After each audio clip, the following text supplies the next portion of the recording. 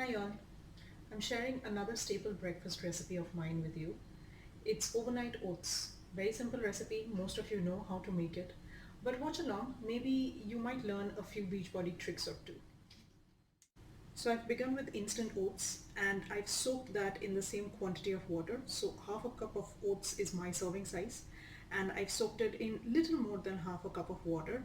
After 2 or 3 hours, see your oats should completely take the shape of the vessel and move around very flexibly.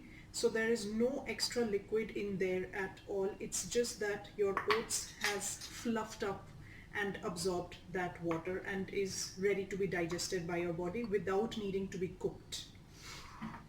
Uh, in this, for a little bit of flavoring, I'm going to add some cocoa powder. Carob powder is the best thing actually, but right now I'm loaded with cocoa powder, so I'm adding this. Cocoa powder is slightly more processed than carob powder, and hence carob powder is more richer in the taste of cocoa and also more alkaline for the body. I'm going to mix the cocoa powder in the oats first. At this stage you could also add some cinnamon powder. That is highly recommended actually for flavor. So I added very little cocoa powder because again cocoa powder or carob are very bitter, and since I'm not adding any sweeteners in this, I have to be careful about the bitterness from these ingredients. And now I have soaked basil seeds with me. This is almost the Indian equivalent to chia seeds. You could add chia seeds as well. The difference between the two, I mean apart from the omega fatty acid ratios, is basil seeds definitely need to be soaked before they can be used, whereas chia seeds can be added dry as well. And basil seeds are cooling for the body in summers. 2 teaspoons of this.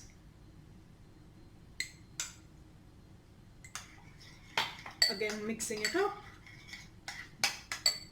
And then the final ingredient are my fruits. So if someone was to offer you fruits, how much would your portion of fruit be for breakfast? Say 1 apple or 1 banana or half each of an apple and a banana.